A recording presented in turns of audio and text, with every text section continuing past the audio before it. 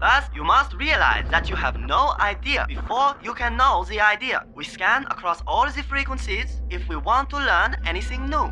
Let us begin. What has physics done for me lately? Furthermore, the equation E is equal mc squared. We have now acquired a fateful power to alter and to destroy nature. That's like when you're in physics and you go to Dreamworld saying, oh, this is a physics excursion. Science. What is it all about? The whole of human history all falls in the dust of one stroke of the nail file. You can't really get to grips with evolution unless you realise what an enormous amount of time.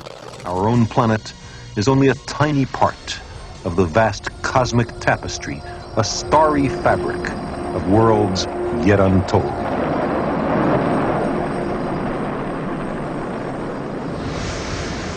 You're tuned into what can only be described as the best radio station on this blue dot we call Earth. It is, of course, 4ZZZ, your community broadcaster. Be it on your conventional wireless radio by tuning into the classic frequency of 102.1 FM, digital devices such as DAB or smart speaker, listening via the Community Radio Plus app, or streaming us live from our sensational website at 4ZZZ.org.au. And of course, you can always listen back to our show or any 4ZZZ show using the ingenious on-demand feature also found at that URL. We also now have a weekly podcast of the show, a condensed version of the show condensed by Toby. Without the music, something like that. Anyway, just search for our show name, which is, of course, his mum prefers it. That's the bit. That's right. No idea. Spelt with a K, your weekly dose of science. And joining me for this episode to speak all things science is one of my favourite science communicators. Good morning. Well, hello, Peter. Hello, Max. Now, unfortunately, today we are without our main man, Yes, the anchor. Do not worry, because we are both clever people who are more than ready to take on this show. And I'm sure it's up from the intro and we'll remember our colleagues' names. Yeah. And some may assume, Max, some people may assume that by matter of age alone, I may be more ready. Really? How's that work? But like all of our assumptions, science challenges this. A large-scale study from Georgetown University Medical Center published in Nature back in 2021 directly tested whether key attention and executive brain functions decline with age, which is what we assume. We assume. So they had some participants aged 58 to 98, which I should mention is largely above us, but, relative. It's all relative. And they were tested on 3 distinct attention networks. And number 1 is alerting. So this is heightened vigilance and readiness to respond to new information. Orienting, which is shifting your attention to something in the environment. And something called executive inhibition, which means you block out distractions. Now, those last 2 I am famously bad at. But because you're always learning, Peter, that's why. I'm always learning. I'm always alert. And they found that it isn't all sunshine and rainbows. Alerting does decline with age. So apparently that's an age thing. You start nimble, ready, alert to new things. Then over age, you just kind of get a bit bored, I guess, and you're not as vigilant for new information. Ready. But orienting and executive inhibition, those 2 things that I'm quite bad at, both improve with age, which was surprising and significant at the time. And the researchers decided that apparently those are skills and that lifetimes of daily practice, which I know, Max, you've been doing, is enough to overcome underlying neural decline. But I'm sure you're wondering, Max, how sound is this science? Can we trust this? Does it involve a number with 700 in it?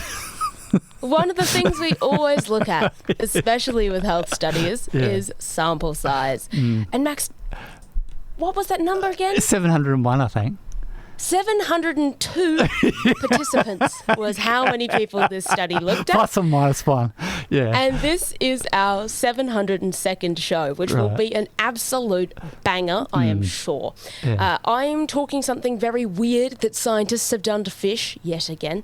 And exactly what legs have done for our brains and our hands. What have you got, Max? I've got eye surgery, new type of eye surgery, which they've tested only on animals at the moment, but it could replace LASIK surgery. And I've got the motorsport, which is whatever. And then I've got space news. I agree. And there's a big explosion last week, and it turned night into day, apparently. It had so much fuel on board.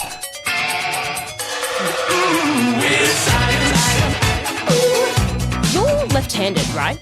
No, I'm right-handed. You're right-handed. Yeah. Well, you're part of the majority. Yeah, that's right. In fact, 90% of humans around all cultures prefer their right hand. And that's kind of really weird because that's not something we see in any other primate species, is that level of what we call handedness. So some level of handedness exists in other primates, but it tends to be really inconsistent. It varies between individuals, and it kind of like very rarely shows up as a population-wide trend, which is what this is. At a biological level, handedness is it's known to involve brain asymmetry, and it's influenced by a bunch of different genes. It's not just like one gene that flips. It's a bunch of different things that influence it. But an interesting fact is they think it actually begins developing before birth. So really? There's one study. So we're saying it's a nature thing, not a nurture thing. Yeah, say like majority. Say majority. Sort of like a lot of it is nurture. We're not going to say nothing of it's nurture. Yeah. Before all of the lefties in our text line are like, I was bullied at 2 years old. That's very valid. That's a valid experience. They hit me with the ruler. Yeah. Okay. We'll get that in later. You had a valid experience. But essentially, they think that you can see it. There's this one study that was looking at embryos, right, under, I think, ultrasound, and found that early embryos were showing one-sided arm movements, which seems to indicate handedness. Yeah. So that's crazy. Can you imagine going in for a scan, like your, second month scan or whatever, and they're like, and they're going to be right-handed. That's right. And do you want to know the gender? Another fun fact in. That's right. I would prefer to know the handedness, because then you can set up everything correctly. Right. Like, I'd much rather have the right pair of scissors than rather than the paint colour. Dictate a colour preference. That's far more important in their life. But despite decades of research, why humans have ended up so overwhelmingly right-handed has remained an open and contested question, highly contested. So there's been lots of different ideas linking it to things like tool use, diet, social structure, habitat, and brain size. But there's been a couple of issues with a lot of those studies. Number one is that they usually focus very, very heavily on humans and looked at only like one or two species at a time, which makes it pretty difficult to compare us to the rest of our, let's say, phylogenetic family. And they also had small sample sizes or only tested one hypothesis. So that's where this team from the University of Oxford, QS ranking, please. I'm going to go 6 on that one. It's probably 3. 4. Oh. Close though. Love how you it was in the middle somewhere. Somewhere in that range. Yeah. So this team from University of Oxford came in and they decided they wanted to cut through this noise of competing theories by testing them all simultaneously using a large multi-species data set. And they were particularly interested in 2 dimensions of handedness that are often sort of conflated.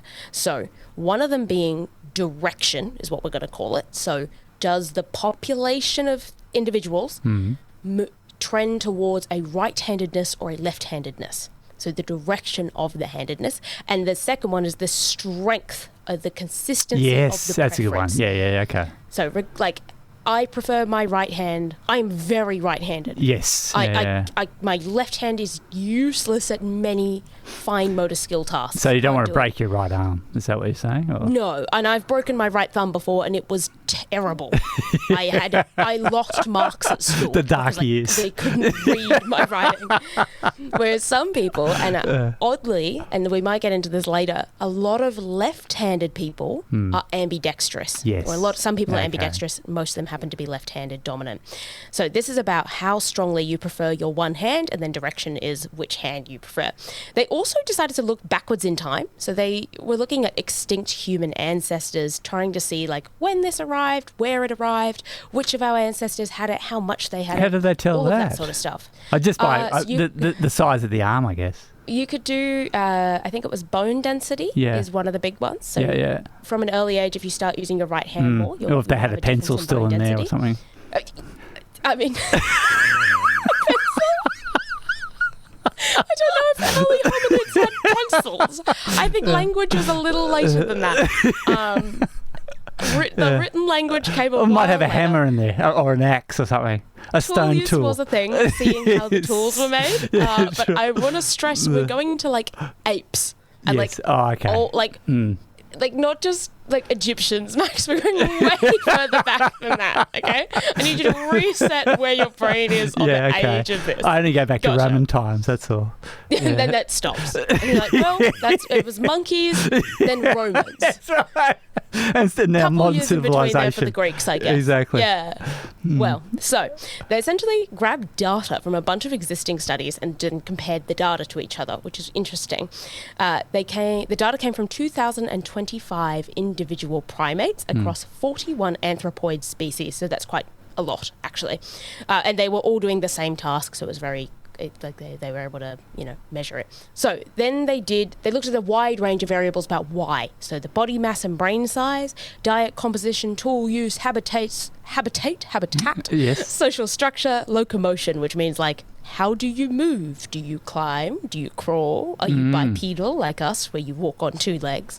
And then the models were then used to predict the handedness values for those extinct ones. So one of the cool things that I didn't know is that we are a genuine outlier. We are freaky weird with how handed we are. In fact, the researchers think that part of the reason why all those other studies didn't find good conclusions is because they hadn't taken into account how much of an outlier we as a species are. Right, okay. We are crazy handed, off the charts handed. Across all anthropoids, there is no overall directional preference. So if you take humans out of the model, which they had to do to get accurate results, there was no directional preference. The MHI is what they're calling it, where -1 is left, 1 is right, is 0 across every other species. We, on the other hand, have an MHI of 0.76. so favouring the right. Right-handed. Okay.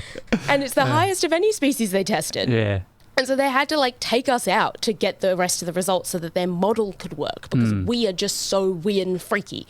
So that's something interesting in itself, is that we are absolutely an outlier. So then the question becomes, why are we an outlier? And that's where they have this model so that they can sort of play with different variables, which I mentioned before, and see which ones make the model make humans that handed, right? So you plug in like, okay, well, what if we were climbers? What if we had smaller brain sizes? What if we ate this? What if we talked like this?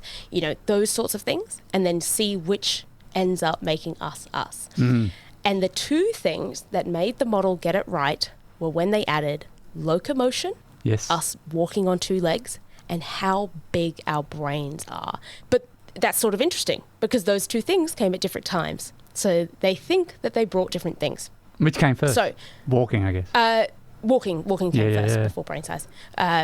So there's a couple of different things here. And remember those two metrics we were talking about before, strength and direction? They also came from sort of separate places. So strength, the tendency to favour one hand, not caring which hand that is, appears to have been high throughout our evolution from like the very, very, very beginning.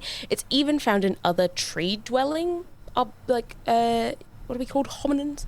Tree-dwelling sort of species, like spider monkeys and langurs, because they think that it's needed.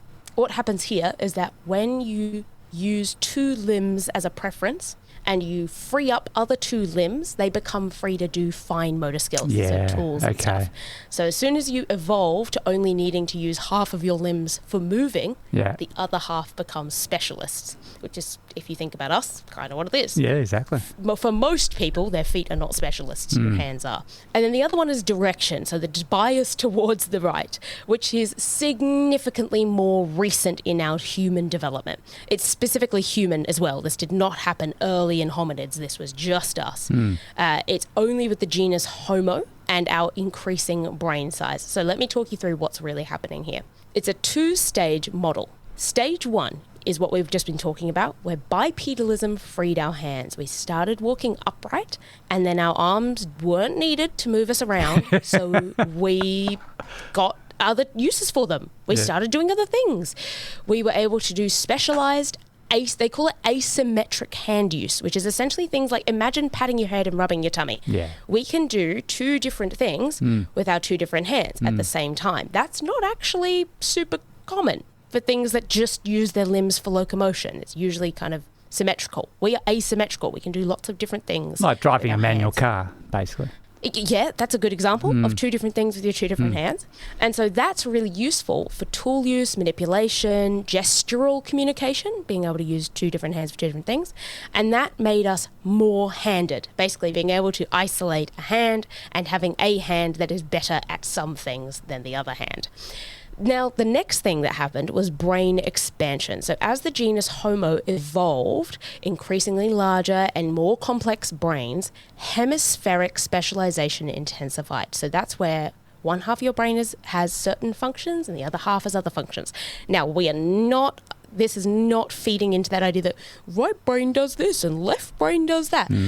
That is sort of really oversimplified.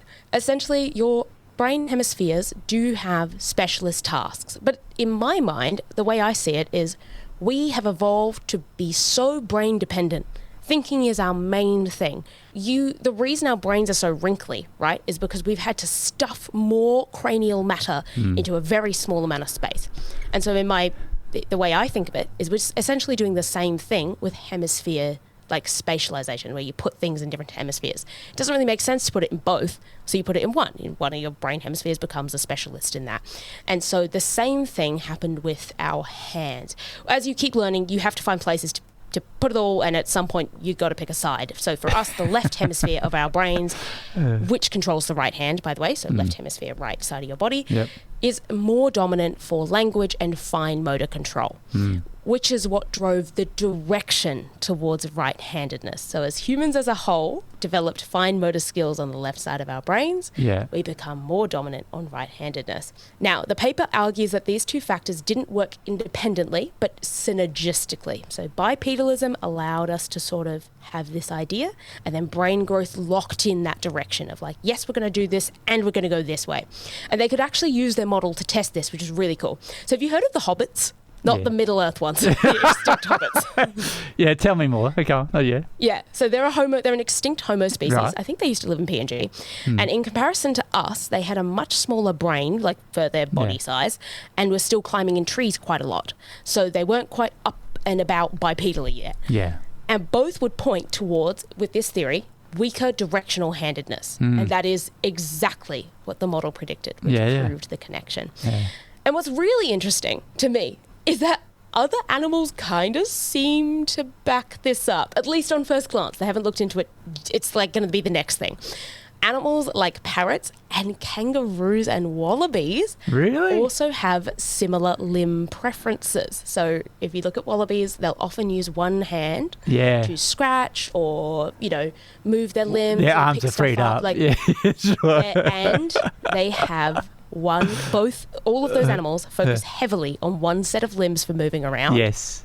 Leaving their other limbs free. That's good. Okay, so we've just got to find all the animals that walk around on two legs or hop around on two legs, or fly and then have feet that are just hanging around kind of ready to do whatever. Like the parrots are kind of like, well, these now can do this. I've got my right wing to do this. Yeah, that's great.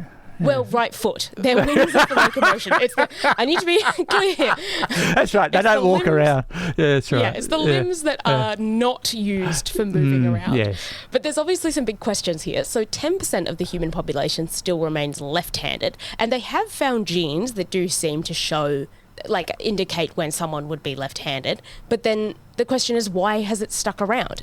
We have clear reasons as to why we would be right-handed, so why are people left-handed? Is it because their brains are less hemispheric? That idea of more left-handed people being ambidextrous, I think, is interesting, because it could imply that they have both. They have it in both of their hemispheres, and that's why. There's lots of reasons around that, but then they're also looking into this cultural thing that I brought up earlier. In lots of cultures around the world, left-handedness has been sort of demonized, I guess. It has, People have been bullied out of them. Yeah. And I think the question is, has that affected this? Like, has that culture been here for so long that it's actually pushed the prevalence of right-handedness even further? You know what I mean? It's skewed like, has a that bit. gotten stronger? Yeah, I think so. Over time, like, have we bred it into us? So that's a whole new question. I think the idea of like where handedness came from and knowing just how strong our prevalence for right-handedness is really interesting. Brilliant. Sonar stands for what, Issy? Sonar What stands. does sonar stand for again? Sonar. From a few minutes ago? I know what the last word is. Sonic? Sound. Yeah. I don't know. And then there's an N word, and then and ranging, and ranging, near ranging. I don't know. Is that it? I tuned out. Sound, navigation, and ranging. I got the first half. Fair enough. You did. 1 out of 5. I play that because Izzy's in the room. Hello. I like how I said the N word. Yes. Yeah, You just caught that? I've never copped that before.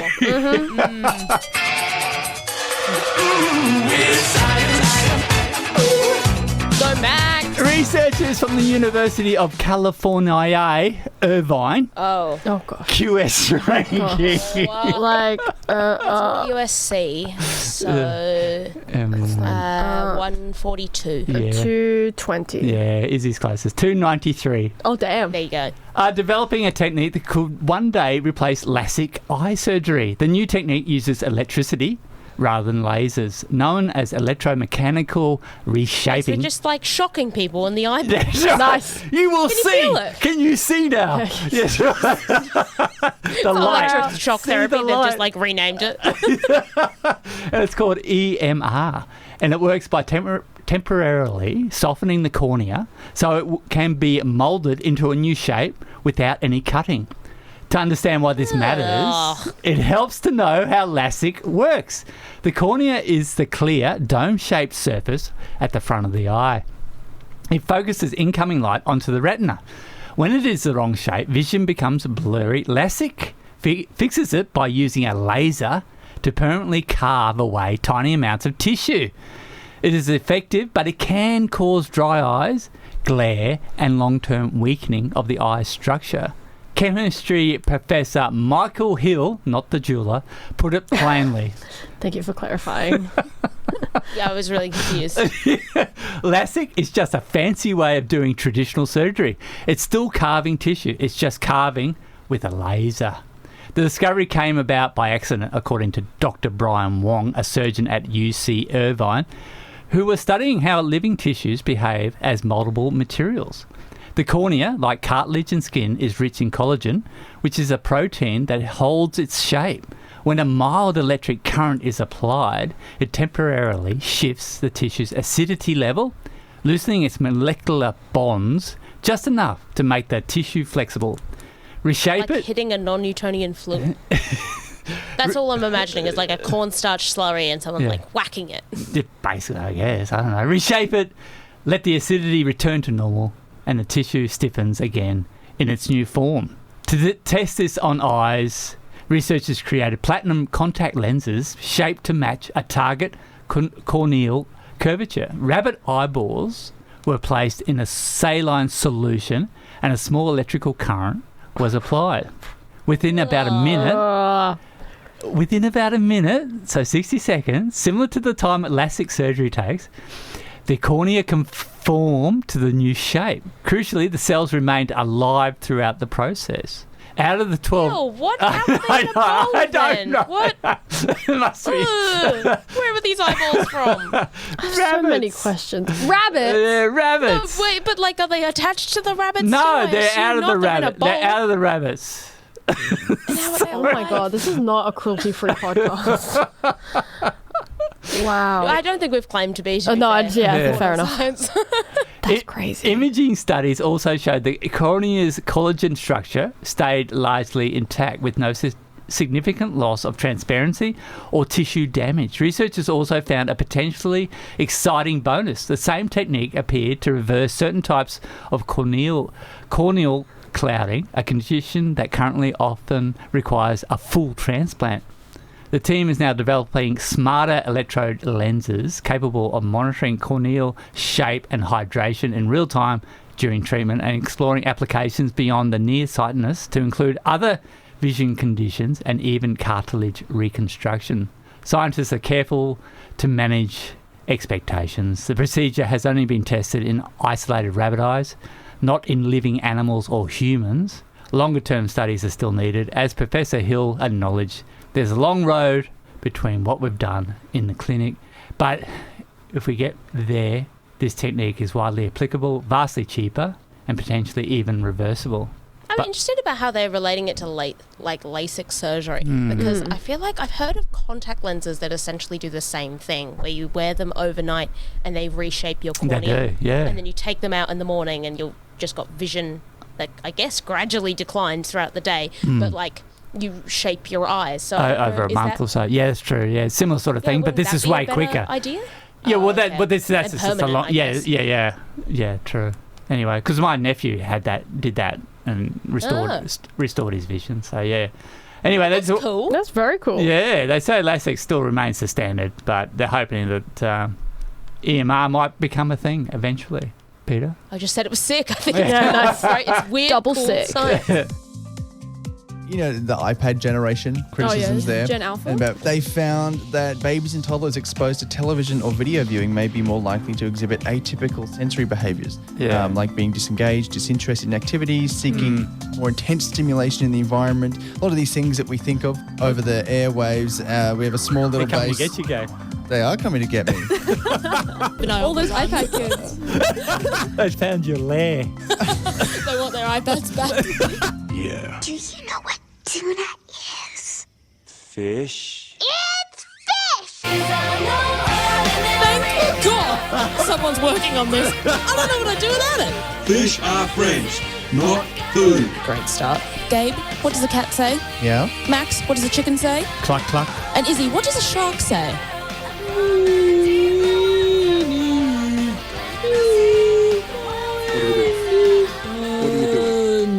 I'm dancing along to my intro because it's super cool. Now, we have joked a lot about iPad kids on this show, and for good reason. By and large, unsupervised, non-interactive screen time has been shown to be a bad thing for human development. It's so bad. But what about fish development? Whoa! With their iPads. iPad fish. iPad fish, that's right. Scientists made fish into iPad kids. Literally. So we focus on kids because in social species like us, interactions with other members of our species are like really critical for our development. There's actually a hypothesis called the social brain hypothesis, which essentially says that if you are a social species, socialization and reading social circumstances is so brain heavy that you develop a greater cognitive capacity generally. Like if you think of other social species, they're all pretty clever. Which one comes first is probably the bit of contention there, but still. Social species, pretty intelligent, and that means you have to grow your brain. And we know that social isolation can cause pretty significant harm to brain development and behaviour across a range of animals. Not just us, just any animal that has a society will probably need it growing up. But a less explored part of that is whether social contact is interactive, so mutual and responsive, versus non-interactive or one-way passive, which obviously brings us back to the iPads and screen time. So a large proportion of modern social interaction, especially for kids and teenagers, now happens via screens, watching others instead of like genuinely interacting with them and talking to them and like seeing their face change and their body change and all of that is not really happening. Now, as I mentioned, there's a large and growing body of evidence linking heavy passive screen exposure to cognitive deficits and even structural changes in the developing brain. But there's one really big problem with that. Say it with me, guys. Correlation does not equal causation. Exactly. Yay. So basically, we need to do an experiment, and it's not super ethical to take a bunch of kids and just decide that half of them are going to have no social interaction. I don't know if it'd pass an ethics board. That's something they do in maybe the 30s in a very specific place in Europe. But that's where our fish come in. At the University of Stockholm in Sweden. US ranking, please. Yeah. Let's go. Oh, let's just go 100. Yeah, 80. 147. Well, Issy's on fire. Great job. That frontal lobe. So these researchers wanted to look. They wanted to look at whether interactive social experience during growth of these fish actually built them a bigger brain. So they were looking at garpies, which are very cute. They're like little and spotty and shiny, and they've got kind of like wide fan tails. If you've ever owned a Peta, you'll know about them because you're not meant to mix them. But they were chosen because they have a couple of practical and biological reasons. So first of all, they are highly social, and they rely heavily on visual cues in social contexts. So not sound, not smell, visual. And they naturally live in very flexible and fluid social groups. So their brains are well documented to be highly plastic in response to environmental input. Basically means that it changes depending on where they live. So like if they live super socially, you'll see differences. And they share fundamental patterns with humans. So yes, they are fish. Yes, it's going to be a big leap between fish and humans, but there are some similarities that we can bring across. And fish in general have this like new brain cell growth throughout their lives, which means that we can study them for a while. So what they did is they had 88 juvenile guppies. So when I said iPad kids, I meant iPad kids. And they were randomly assigned to a couple of treatment conditions. So 3 different treatment conditions for a 20-day period. So the first one, probably the best one to be in, was live. So each of these, what we're calling focal fish, these little babies, were housed adjacent to a tank that contained 6 adult guppies. And they were able to look at them for 225 minutes a day. So a lot of the time. And they could see and respond to real, living, they call them conspecifics, basically just means like real living members of their species, and they would respond back through the glass because they could see each other. Then there's the second one, which is the screens, iPad kids. So each of these fish were shown a video of 6 adult guppies through the tablet, which was fixed to the wall of an empty adjacent What size tank. tablet? 7-inch or 11-inch or 13-inch? Yeah, what were the Was that schematics? it was a Samsung. Galaxy. Galaxy Tab. It's the tablet kids. The size was accurate. When the fish looked through, it would look like they were Was looking Samsung at other fish. sponsoring this or what? What's going on? It was mentioned in the methodology because you would have to mention it in the methodology, not because it was particularly better. Honestly, I imagine it's because they were cheaper than iPads. That's probably the reason. And a better waterproof rating. Yeah. Anyway. Yes. Well, no, they weren't in the water. No, they were just in a tank. Yeah, you got to run and with so me then on they that had. one. Yeah. Sorry. I should have yes-handed you on the wet iPad. So they watched the tablet for 225 minutes a day with that visual feed of the 6 adults. And so that it would look pretty normal. But critically, the difference here is because it's a video feed, they could watch it, but they would receive no response to their own behaviour. So the fish on the tablet obviously had no idea because they were a video. And then there's a third one, which is kind of interesting here. So this fish had just 10 minutes per day of visual access to another fish in the exact same treatment. So essentially, they called it a near isolation condition, but critically, it wasn't completely isolated. They gave them 10 minutes a day of one other fish. Bit weird, but that was sort of their control. And yes, previous studies have shown that the fish responded to the video as if it were real fish. Like they looked at it and they were like, those are fish, those are me, which I can also back up because my fish that I used to watch when I was watching TV shows. I just liked it. It was interesting, I guess. So then after the 20-day treatment of those sort of social conditions, they had an IQ test of sorts. Specifically, they were looking at their object permanence. So it was just like they had a thing and then they put it either side of one thing and they had to say like, okay, well, if the fish was like, yes, you put it behind the thing at the left, I'm going to choose the left, that's object permanence. Very, very basic thing that we know they can do generally. Then, the awkward thing is they did look at their brains. That was the key thing we wanted to see here was brain development. So the fish were euthanized and their brains were dissected and photographed under a microscope. And so they looked at the brain volume and the volumes of 6 individual brain regions that do a bunch of different things. So really interesting there. Now, results. What happened to the iPad kids? Yeah. Well, their IQ test didn't change. There were no significant differences between the 3 groups on the... They could all very easily see where... like, they all had object permanence quite strongly, apparently, the researchers said. They said they all well exceeded expectations on that test, which kind of, to me, says that maybe it was too easy of a test. Like, maybe even the most socially deprived fish is like, well, yeah, it went that way. It has. I have it hasn't been standardised yet. Yeah. Mm-hmm. Yeah, so they were like, maybe that test. The researchers like, maybe we need to do a different test for that one, but. Yeah, they were all good at that. Yeah. The difference came in the brain size, which is what we were looking at primarily anyway, so good to know. The fish in the interactive treatment had a 5.8% larger relative brain size than those in the screen treatment, which is a very significant size difference. There was also a non-significant trend between those in the minimal group and the screen group. So they almost were very similar sizes, which essentially means that it seems like the screen group had very similar outcomes to no social interactions. Yeah, so okay. That makes sense. Screen, yeah. You may as well be alone, is the idea. Interesting. Which is very interesting. So they were saying that non-interactive social exposure is neurodevelopmentally more similar to deprivation. Very, very interesting.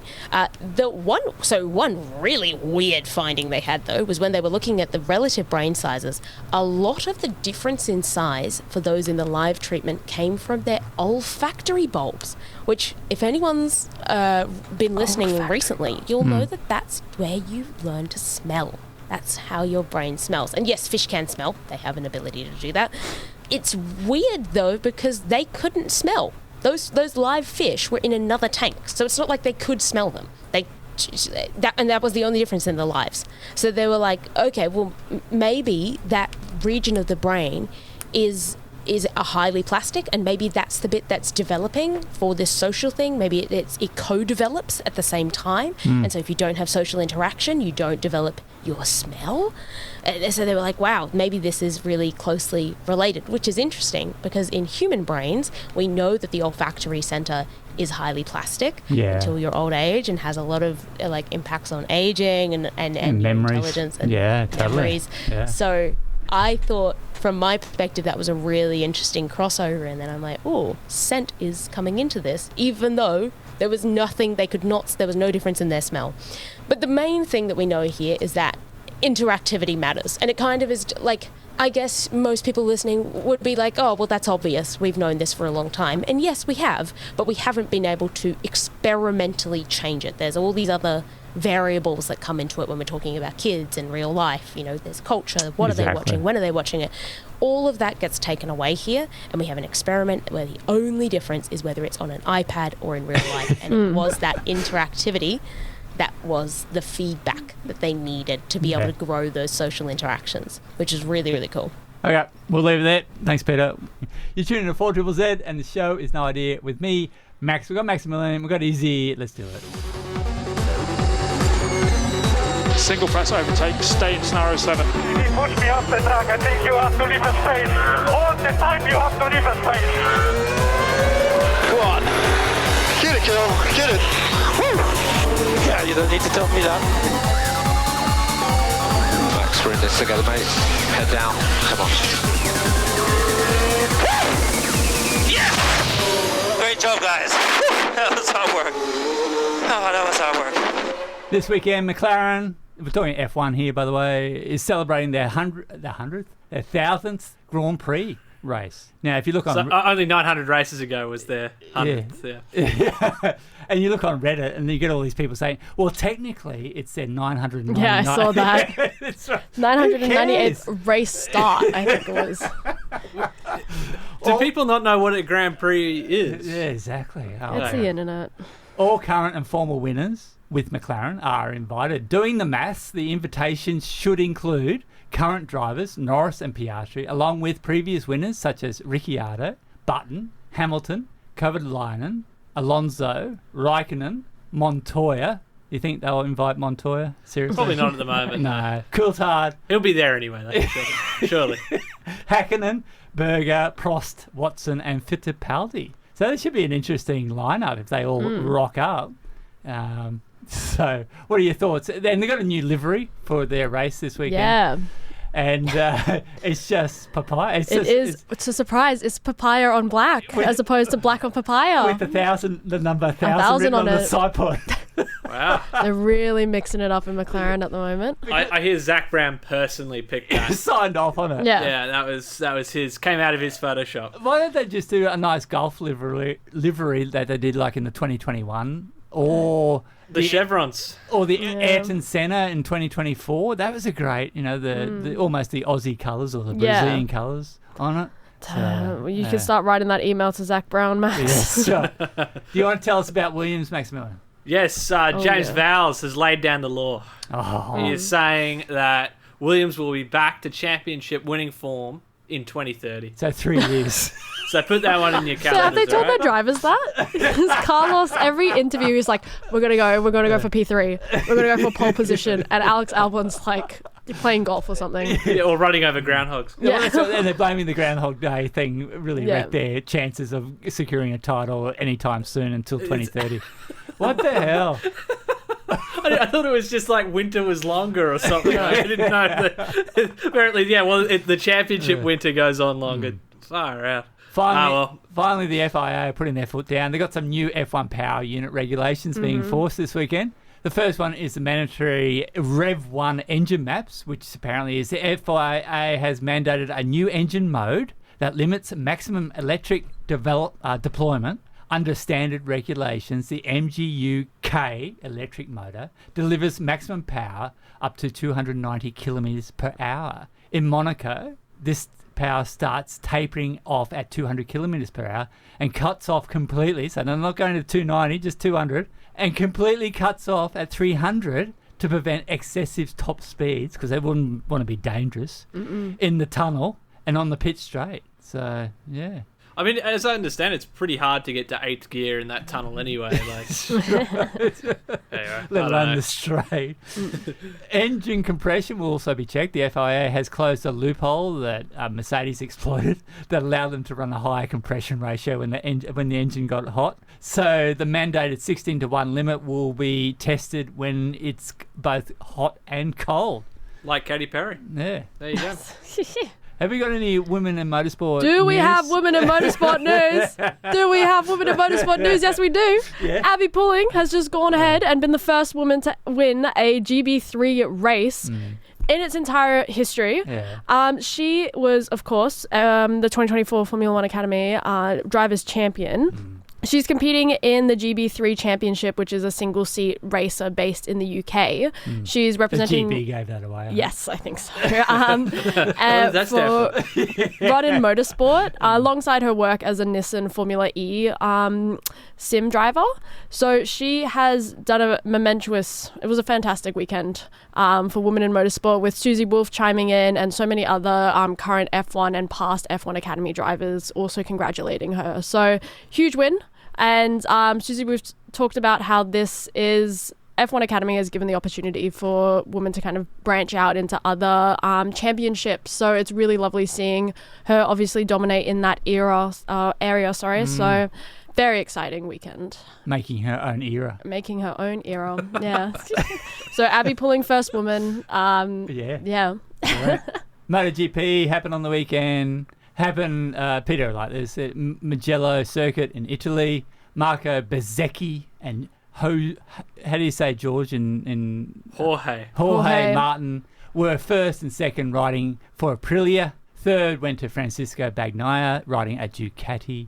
Aussie Jack Miller finished 15th on his Yamaha, securing 1 point in the championship. They go down to 15th, do they? Yeah. Where do you think he is in the championship, Issy? What's it out of? About 30. Okay, so it's not 69. We're gonna go That'd be a big field. That would be huge. Let's go 15. 23. Oh God. Okay. That's okay. Represent. That's fine. Yeah. Sail GP also happened the weekend. Spoiler alert if you haven't watched it, because it's brilliant watching it on YouTube. But Australia pulled the proverbial rabbit out of the hat on the weekend to win the Sail GP regatta sailing on New York's Hudson River. Day one of racing was abandoned due to very high winds. They couldn't even put some of the boats in the water using the crane because they'd just blow away. Day two was... We wouldn't want too much wind for your sailboats. No. Day two was reduced to 3 fleet races to decide which 3 boats would proceed into the final. Fleet race number 1 on day 2 saw Team GBR win with Australia last. And then race 2, Australia managed to finish P2. And then for fleet race 3, Australia finished 3rd. But this was enough to get Australia in the final, along with Team GBR and North Star Canada. It was a close fought affair between Australia and GBR. Ultimately, the Flying Roos managed to put their boat in such a position, and this is the bit I'm talking about, on the final mark to deny GBR their ability to make the mark properly. And Australia sneaked in and won the race. So we win again, 3 on the trot, job done. NASCAR also happened the weekend. Former supercar champion Shane Van Gisbergen got lucky again. Qualifying was rained out, which has been his weakness on the ovals. So NASCAR used some sort of Duckworth-Lewis method, and it saw SVG starting from 10th on the oval circuit. From there, Shane managed to finish top 5, coming home in 5th. This result elevates his standings in the championship to 12th overall. What does he need for the... Do they still do playoffs over Top there? 16. Top 16. So he's well inside it. As we know, well, before we get into what's happening this weekend, well, Terry texted in, said, "Morning crew, hope you're well. Don't forget the Winter Nationals are on for 4 days starting tomorrow. Top fuel, 3.6 seconds over 300 metres or 320 plus miles per hour. That's 530 kilometres per hour. Cheers, Terry." Like, the fastest Formula 1 was Bottas going down Baku at 375 kilometres per hour. God damn. Wouldn't mind seeing 530 kilometres per hour. So, as I said, Monaco this weekend, arguably the most famous F1 race on the calendar. Would you... I would say so. Probably the most notable. One of the most notable. Iconic, yes. That's the right word for it. Probably not the most entertaining as qualifying. Quali is. I think quali is. Qualifying, it's one of those things where qualifying is the highlight of the race. Right. I'll give you the times in a sec, but basically it's a home race for every F1 driver. Yeah, because they live there. Definitely not for tax reasons. Monaco's like, isn't it less than, I'm going to say, less than a kilometre? It's short. It's such a tiny city. It's like less than 2 kilometres or something like that. I don't know. Yeah. Very tiny. And they all live there so they can enjoy the full luxury of their incomes. I thought it was just for the casinos. Well, they like to gamble. like I said. But it's especially a home race for Charles Leclerc, who actually was born and bred there, and he won it back in 2024. McLaren's Lando Norris won it last year, but looking back at the winners from the last 10 years, no single driver has been able to secure back-to-back wins on this circuit. And I like how they make one of the winners COVID. When it was called Yeah, right. Back in 2020. COVID won this one. Yeah. Okay, if you want some timings, practice 1 will happen at 9:30 p.m. this Friday night. Not bad. Practice 2 will be 1 a.m. Saturday morning. You'll be up, won't you? Just getting back from the valley. Yeah, that's so funny. I've got plans. Yeah. Practice 3 will be at 8:30 p.m. Saturday night, so I'll be able to do that one. Qualifying will be Saturday midnight or Sunday morning midnight. Well, yeah, Sunday morning 12 a.m. When I'm still in the valley. Yeah, do that. And then the race starts at 11 p.m. on Sunday night. So, yeah, job done. Can't wait. Yeah, can't wait. I'll probably be watching the replays. What do you got for us, Izzy? What do I have for you guys? Do we know someone named Joe Rogan? Heard of him. Yeah. You've heard of him? Yeah. If you're lucky enough not to know who this man is that I am unfortunately having to discuss today, former TV host, actor, and most known for his podcast, The Joe Rogan Experience. Wait, actor? He was an actor? He was an actor. Yeah, totally. Yeah, apparently. He was also a UFC announcer, which is his most notable role, apparently. Oh, okay. Will he be announcing at Trump's case I don't know. But the Joe Rogan Experience, which unfortunately has been going on since 2009, which is very long for a podcast, and is the most streamed podcast on Spotify since 2020. So almost... I think he still has thoughts to broadcast. Exactly. That's what I thought. So this man has been dishing up some very notable health advice. You might know him from such clips like they're turning the frogs gay. What was someone else? I thought it was him. Yeah. Well, look, I'm happy to spread misinformation about this man. Fine. But here's... Maybe he hopped onto it. Oh, my God. Yeah. Oh, my God. I don't like them putting chemicals in the water that turn the friggin' frogs gay. Some health advice that he has dished out was that creatine is commonly tainted with steroids and sometimes used to cut cocaine. Actual thing that was said. He's helped push IV drips that help cure hangovers by giving you various vitamins at $200 a pop. Oh, God. And he's monetizing his comments. Nice. And chewing NeuroGum, which sponsors the podcast, by the way, which has caffeine, vitamins B6 and vitamins B12 and L-theanine. Yeah. So all sorts of just everything he's been pushing. He's got money. Yeah, exactly.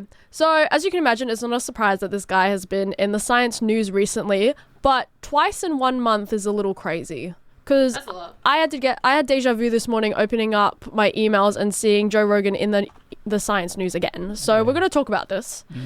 The first study was from May. It's from Virginia Tech Cerebral School of Medicine. And can I get a QS ranking for Virginia Tech, please? No QS ranking. 784. Folks, Virginia Tech, 358. All right. I'm glad that Max is finally doing Yeah, I'm trying to get the North American bias. Yeah, I'm unpacking that. They examined how prescriptions for a cocktail of, I might need some help with this one, Peter, Ivermectin. Ivermectin, and benzimidazolus. I have to see it written down. Yeah. We can go with that. What I really want to emphasize, this was recommended for cancer treatment from Joe Rogan, and it is... And who wouldn't go to him for cancer? Exactly. So not only there are no clinical trials, there's only one animal trial, which is looking at something completely different related to these two drugs, and there's no evidence of reducing cancer. So already a dud from the start. They used de-identified health record data from 67 different health clinics across the US with clients aged from 18 to 90, and they really went right on the data range from January 1st, 2018 to July 31st, 2025, who had at least one cancer diagnosis on their records. So this means that there is 68,337,949 participants in this study. Good God. So after the podcast episode was released in early January 2025, prescriptions for this mix doubled from January 1st, 2025 to July 31st, 2025 compared to the same time last year. Prescriptions were higher in the 18 to 64 age range compared to the 65 plus age range, and higher prescription rates in men versus women as well, which isn't kind of surprising given Joe Rogan's audience kind of characteristics. And then yesterday we had the University of California, QS ranking please. California, 80. No. I was going to say, 44. let the bias come through 44. for this one. 44 is... 42 is UQ. 46. Very good job, Max. And this one, the Brigham Young University, USA. will be in a range. 1,000 to 1,100. Yeah, there you go, Max. Research examined another claim from Rogan, which was his recommendation on how to combat measles in the US, which was through alternative treatments, such as waiting for him to speak on this. Yeah, I was just anticipating this from him, honestly. Treatments with vitamin A and cod liver oil, which also contains large quantities of vitamin A. Yes, we used that before we had a way of getting it in a nicer form. Yes. So researchers looked at the Google search trends and found that media statements about vitamin A as a measles treatment was associated with a surge in related web searches. And now correlation does not cause causation, but damn, around the same time, America's poison centers recorded a 39% increase in vitamin A exposures. Awesome. Cool. Now this isn't exactly a sound study methodology, of course, just looking at search trends, because you can't really establish whether increased search interest translates into actual treatment behavior. But both of these findings... Who sparked it. Who sparked it, yeah. There's no exact way to pinpoint it, unlike kind of the previous study methodology.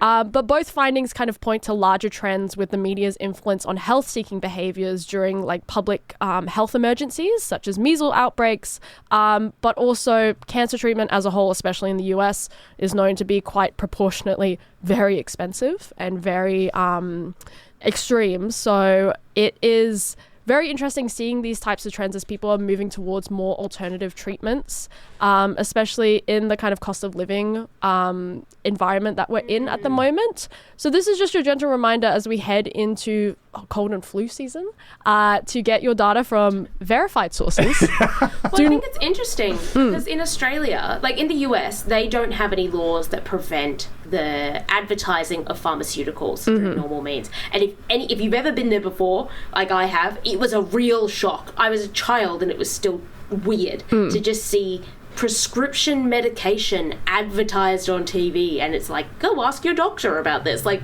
I'm not asking my doctor's going to tell me. But I think in the last 10 years, we've sort of started experiencing what that's like through influencers and social media to a larger extent. People talk about their medications a lot more now and in a very public sphere in a way that I think we may need to think a little bit more about, because in some cases obviously it's helpful to know, like, you know, what were people's experiences, things like that. But in the past, what's happened is with prescription medications, those experiences have been taken in by doctors, and then they get taken to the I forget the name of the agency, but our local agency that looks at TGA prescription drugs. Yeah. And they put that together, and then you come up with health warnings, and they're distributed to doctors to tell you. Whereas now I feel like it's far more of a just free-for-all of what comes up on your algorithm, and that can cause a lot of people to, you know, either get misconceptions about drugs that aren't necessarily true, as one person's experience becomes, you know, very popular, maybe because they told it or because it's particularly compelling.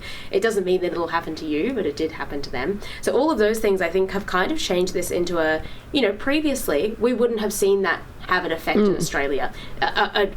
A fad drug in the US would never have been as big of a deal. But now, those same podcasters over there, and to an extent over here, can talk about those things and have effects here. We have a bit more regulation in Australia, but still, that's the content still comes over here, and people might listen to it and maybe influenced. And I think the idea of influencing, I understand everyone's kind of uncomfortable with it generally, but the idea of influencing prescription medication to me is so wild. And it does kind of give me a bit of a, I think we should be a bit more careful about this, and this is a really good example of why. And it's not even looking at like brand specific prescription medication. It is looking at like vitamins, is looking at kind of ask your doctor to prescribe the specific things. So it's not even the overt influencing of like buy this product, it's the ask your doctor because they're hiding something, or it's really kind of preying on that you can't afford good healthcare, so you've got to go through the alternative route because, you know, big pharma and these real genuine fears. So and this happens a lot in especially health misinformation. 100%. It's a big thing where these people will prey on real threats and real harm and trauma in the community. So I've seen studies where they looked at, you know, where medical misinformation thrives, and a lot of the time it's women, because we have medical trauma.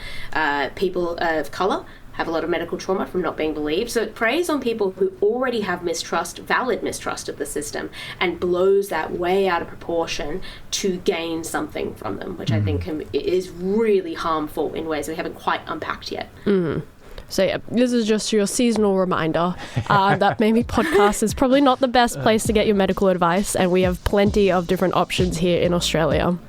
But what if that little treat was a termite? I don't know what. Anyway, what bridge are we crossing here? We're crossing something, Max. Let me cook. All right. No idea. Space news. Blue Origin performed a wet dress rehearsal last week, which means they filled their rocket called New Glenn with propellant to see if it leaks or not. Unfortunately, and then they did a static fire at the same time. Unfortunately, something happened with one of the BE number 4 engines. They got 7 of them. One of them started leaking and caught fire in the wrong place, and suddenly night was turned into day, as some people said, and the rocket exploded, taking itself out and the number 36 launch pad. This could be a possible setback for Blue Origin, obviously, and for the Artemis program as a whole, because they were relying on Blue Origin to send some people to the moon. So they'll probably just have to rely on SpaceX for the foreseeable future. The boss of... Which of the billionaires will we choose? Yeah.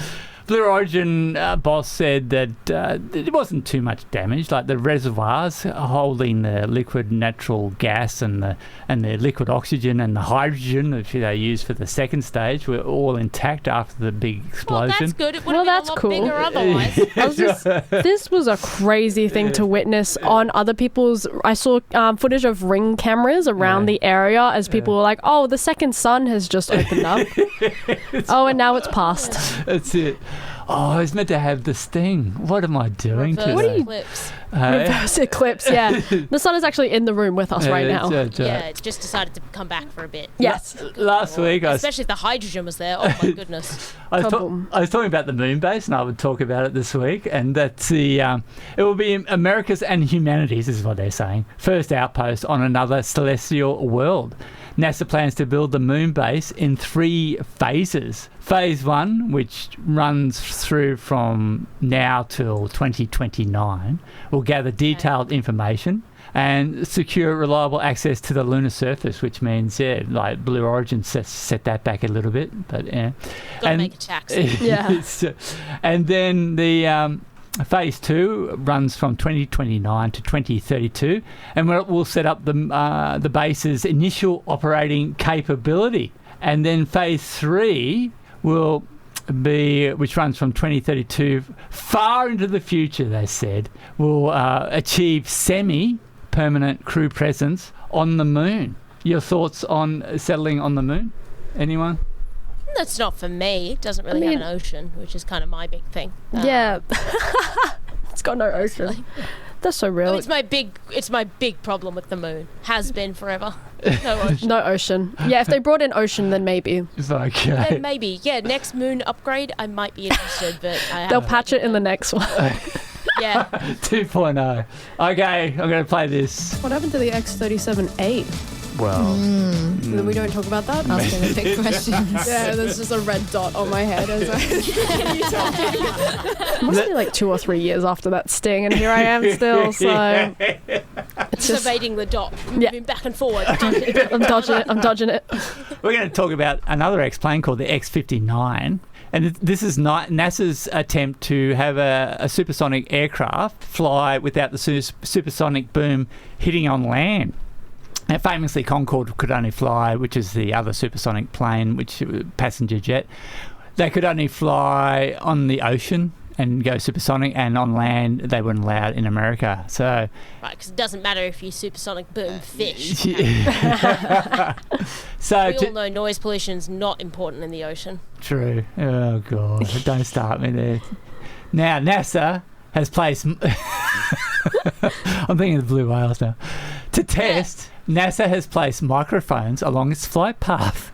Unfortunately, it will be difficult to tell if the X-59 is a success or not because NASA will be using 2 conventional supersonic chase planes emitting uncontrolled sonic booms along the same flight path. So I don't know. Sorry. Yeah. We're going to go put microphones along a flight path to see if this thing works. Yeah. But we're also going to be flying 2 planes, so we won't know which one works because the other one's going to be making noise.